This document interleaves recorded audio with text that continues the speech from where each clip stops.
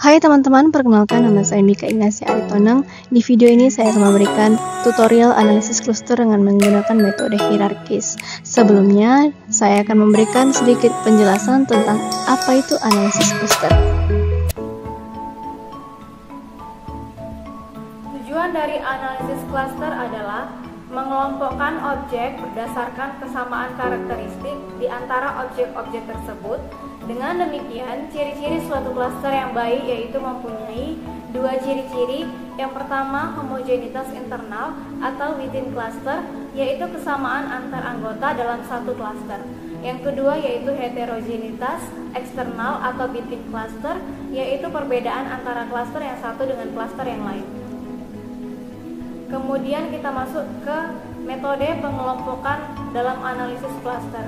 Ada dua metode. Yang pertama metode hierarkis, yaitu memulai pengelompokan dengan dua atau lebih objek yang mempunyai kesamaan yang paling dekat, kemudian diteruskan kepada objek yang lain, dan seterusnya hingga cluster akan membentuk semacam pohon di mana terdapat tingkatan atau hierarki yang jelas antar objek, dari yang paling mirip hingga yang paling tidak mirip. Alat yang membantu untuk memperjelas proses hierarki ini disebut dendrogram. Kemudian kita masuk ke metode non-hierarkis, yaitu dimulai dengan menentukan terlebih dahulu jumlah cluster yang diinginkan, bisa 2, 3, atau lebih. Setelah jumlah cluster ditentukan, maka proses cluster dilakukan dengan tanpa mengikuti proses hierarki. Metode ini biasa disebut dengan K-means cluster. Kemudian ada asumsi yang harus dipenuhi dalam analisis cluster. Yang pertama yaitu sampel yang diambil harus benar-benar dapat mewakili populasi yang ada atau representativeness of the sample. Yang kedua, multikoliniaritas.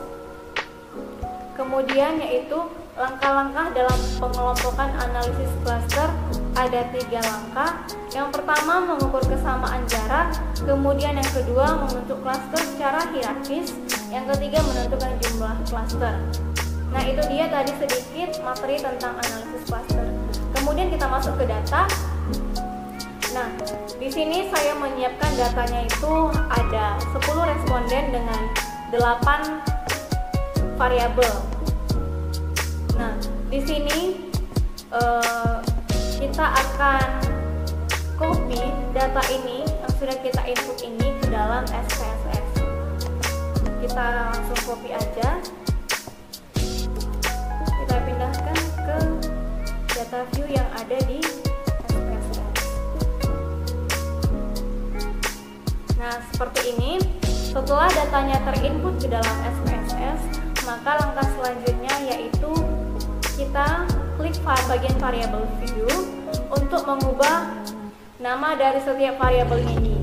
Nah, yang ini kita bikin sampel. Kemudian di bawahnya tadi apa namanya?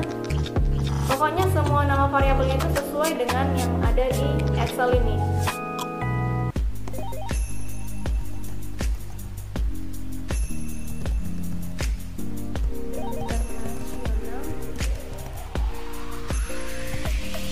Kemudian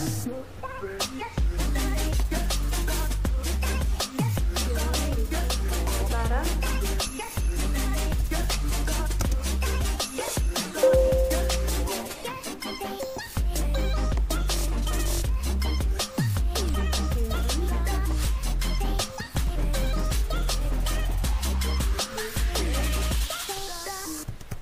Nusantara, Metro, dan olahraga. Oke, itu dia. Kemudian type-nya ini tetap saja di bagian sampel kita bikin tetap string karena dia nama ya, bukan angka.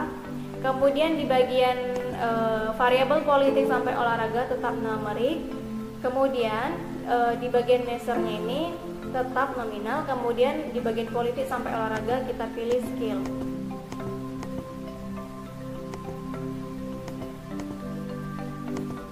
Oke.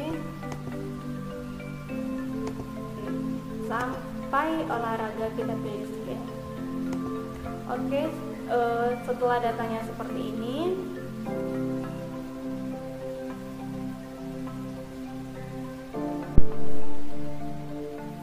Baiklah, setelah datanya sudah rapi seperti ini, langkah pertama sebelum analisis cluster yang harus kita analisis yaitu kita harus melakukan standarisasi dulu atau transformasi.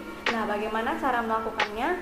Kita cukup tinggal klik analyze, kemudian kita pilih descriptive statistics, kemudian kita pilih descriptive. Nah, kemudian semua variabelnya ini kita pindahkan ke variabel yang sebelah kanan dengan cara kita blok semua, kemudian pindahkan ke variables. Nah, kemudian kita centangkan di bagian save standardized values as variables. Oke, setelah selesai kita klik OK untuk mendapatkan hasil outputnya. Di bagian descriptive statistics ini kita menemukan tabel descriptive statistik.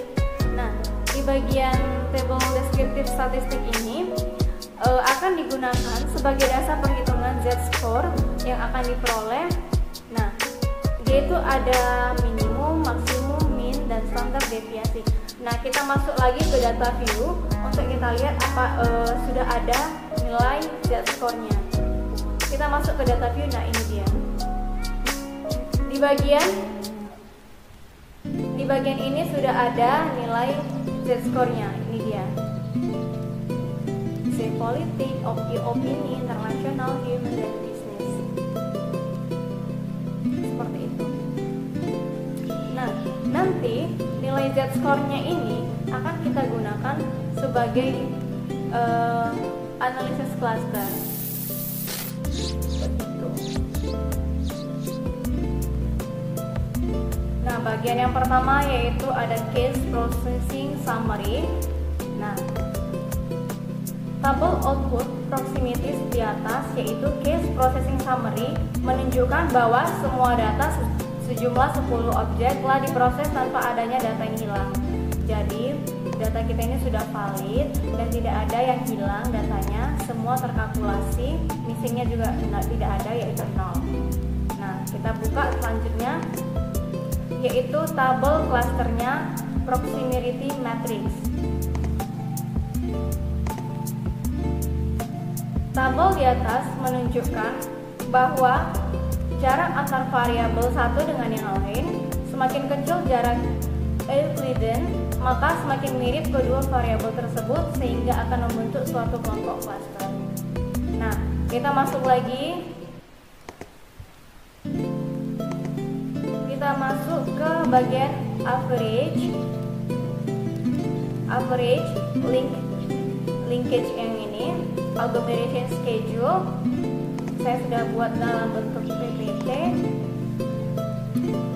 Agglomeration schedule menunjukkan tahapan dari pembentukan cluster dari masing-masing objek yang dianggap sebagai sebuah cluster sehingga menyamakan karakteristik cluster pada tingkat akhir, yaitu semua objek menjadi satu cluster yang sama. Nah, pada tabel di atas merupakan hasil proses clustering dengan metode between group linkage. Setelah jarak antar variabel diukur dengan jarak Euclidean, maka dilakukan secara bertingkat. Nah, stage 1 dari agglomeration schedule itu yang terbentuk satu cluster yang beranggotakan karakteristik yaitu surat kabar nomor 6 dan yang nomor 10 yaitu F dan J. Untuk bagian F dan J-nya itu nanti bisa kita lihat di bagian tabel kita tadi ya. Jadi untuk mempersingkat kita dengan inisialkan sampelnya aja. Dengan jarak yaitu 7,394. Nah, ini dia jaraknya di bagian koefisiennya. Karena proses aglomerasi dimulai dari dua objek yang terdekat dari sekian kombinasi jarak 10 objek yang ada. Selanjutnya kita lihat kolom terakhir yaitu next stage, terlihat angka. Nah, yang ini dia next stage-nya itu dia terlihat angka 8. Nah, berarti clustering selanjutnya dilakukan dengan melihat stage yang nomor 8. Baris ke stage 8 yang ini yang saya bikin panah merah ini, terlihat objek ke-9, karakteristik surat kabar 1, membentuk cluster dengan surat kabar F dan mana dia terbentuk itu klaster satunya itu 6 dan klaster 2-nya itu 9. Dengan sampelnya itu yang nomor 6 dan 9 itu F dan I. Dengan demikian, sekarang klaster kita itu terdiri dari 3 objek, yaitu 5, 7, dan 10, yaitu F dan I dan J. Sedangkan jarak sebesar 17,237, yaitu di bagian koefisiennya yang ini, 17,327 yang ini, merupakan jarak rata-rata objek terakhir yang bergabung dengan 2 objek sebelumnya. Berarti jarak F dan I jumlahnya itu koefisiennya 7,394 dan jarak F dan J itu nilainya itu 17,237. Nah, ini dia itu nilainya yang saya panah merah. Nah, berapa jarak rata-ratanya? Cara menghitung jarak rata-rata itu kita tambahkan kedua jarak ini, jarak F dan I, kemudian jarak F dan J, kita tambahkan, kemudian kita bagi 2, hasilnya adalah 12,3155. Nah, dengan demikian selanjutnya dengan sampai stage 9 dan seterusnya. Nah, di sini kan stage lanjutnya itu ada stage 9. Nah, setelah itu kita lanjut ke stage 9, kemudian lanjut sampai seterusnya. Begitu untuk agglomeration schedule. Kemudian kita masuk lagi ke tabel output cluster membership. Nah, kita masuk lagi ke PPT. Dari tabel di samping cluster membership dapat dijabarkan bahwa apabila kita menginginkan yang dibentuk itu 4 cluster, maka hasilnya itu yaitu yang ini kita lihat tabel 4 cluster ini, di mana anggota cluster 1 adalah yaitu A, B, dan G. Nah, jadi kita tinggal lihat di mana letak angka satunya, yaitu kalau misalnya yang satu ini cluster 4 jadi A, kemudian B, dan G. Nah, kemudian anggota cluster 2 ada di bagian C, D, E, dan H. Bisa kita lihat dari sini lagi ya. Sesuaikan aja pokoknya angka dengan case-nya. Kemudian anggota cluster 3 ada F dan J, kemudian anggota cluster 4 ada I. Nah, kemudian apabila yang diinginkan dibentuk 3 cluster, maka anggota cluster satunya itu yaitu A, B, C, D, E, G, dan H. Nah, bagaimana kita melihat yang 3 cluster itu? Nah, kita lihat dari tabel yang ada judulnya 3 cluster. Maka kita sesuaikan aja anggota cluster 1 dengan case-nya. Dan anggota cluster 2 ada F dan J, kemudian anggota cluster 3 yaitu di bagian I.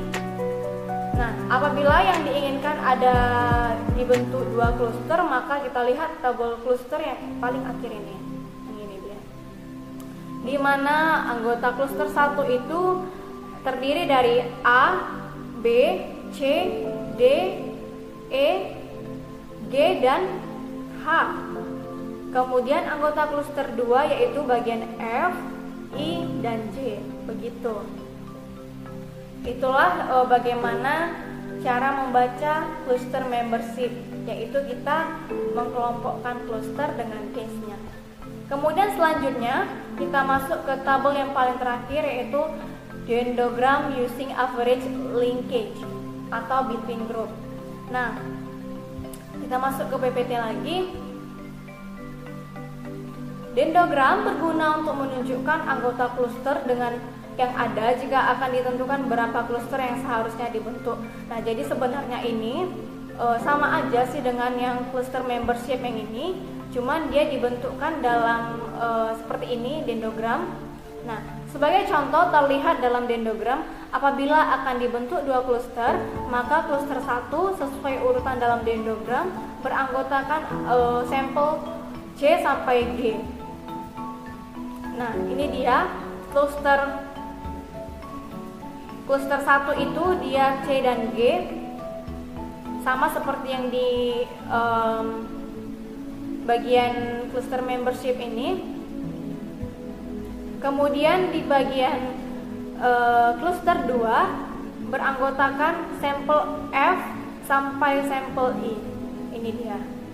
Ini dia bagiannya. Nah, dengan demikian seharusnya dapat dengan mudah dilihat anggota tiap kluster sesuai dengan jumlah kluster yang akan kita inginkan. Nah, begitu dia penjelasan dari interpretasi analisis kluster dengan menggunakan SPSS metode hierarki. Demikian video dari saya, sekian dan terima kasih.